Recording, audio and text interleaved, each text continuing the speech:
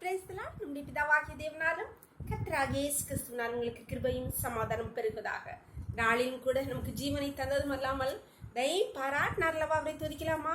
என் இயலாய்மையில் நீர் செய்து என் இயலாய்மையில் நீர் செயல்படுவி கரம் என்னை விலகாதிருக்கும் மலைகளை பெயர்ப்பீர் என்றா என் தடைகள் உமக்கு எம்மாத்திரம் மரித்தோரை எழ செய்வீர் என்றா என் நோய்கள் உமக்கு எம்மாத்திரம் கிரகிக்க முடியா காரியம் சிவி சர்வ ஞானியே உம்மை ஆராதிப்பே கிரகிக்க முடியா காரியம் சிவி சர்வ ஞானியே உம்மை ஆராதிப்பேன் என் இயலாய்மையில் நீ செயல்படுவி உம் கரம் என்னை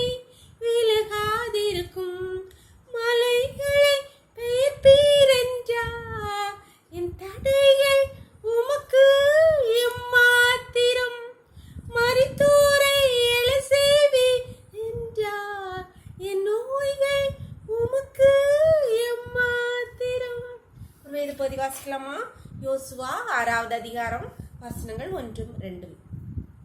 எரிகோ இஸ்ரவேல் புத்திரருக்கு முன்பாக அடைக்கப்பட்டிருந்தது. ஒருவரும் வெளியே போகவும் இல்லை, ஒருவரும் உள்ளே வரவும் இல்லை.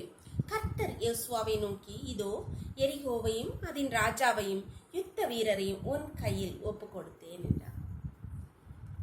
இங்கே இஸ்ரவேல் மக்கள் கானான் தேசத்துக்கு நோக்கி பயணம் செல்லும் போது எரிகோவை கடந்து செல்ல வேண்டும். எரிகோவின் ராஜா கடந்து செல்வார் அனுமதி அளிக்காத போது எரிகோ அவங்க போக முடியாதபடி சுற்றிலும் அடைக்கப்பட்டிருக்கிறது. அப்பொழுது ஜனங்கள் என்ன செய்ய வேண்டும் தெரியாமல் இருந்தபோது கர்த்தர் சொல்லுகிறார், அதை எரிகோவை உன் கையில் ஒப்பு கொடுத்தேன்.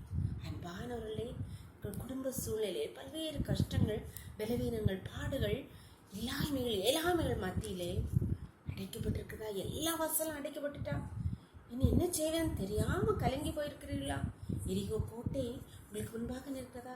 கர்த்தர் சொல்லுகிறார், அதை உன் கையில் ஒப்பு கொடுத்தேன். நம்புறீங்களா? நம்புங்கள். நிச்சயமாக கர்த்தர் உங்களுக்கு முன்பாக இருக்கிற பிரச்சனைகளை, எரிகோ கோட்டையை தகர்த்து போட்டு அதை உங்கள் கையில் ஒப்பு கொடுத்து விட்டார். அன்று உண்மை துதிக்கலாமா? எங்களை நேசிக்கிறீங்களா அன்பின் தகப்பனே? டர்மையான நாளுக்கா கொடா கொடி நன்றியப்பா. நாளின் காலை முதல் இம்மட்டுமா உங்களுடைய தயவுள்ள கரம், உங்கள் கிருபைகளை தாங்கினதேப்பா. நன்றியப்பா. இப்பொழுது மடியாளோடு இணைந்திருக்கிற ஒவ்வொரு பிள்ளைகளும் உடைய கருத்திலே தெரியுமாப்பா.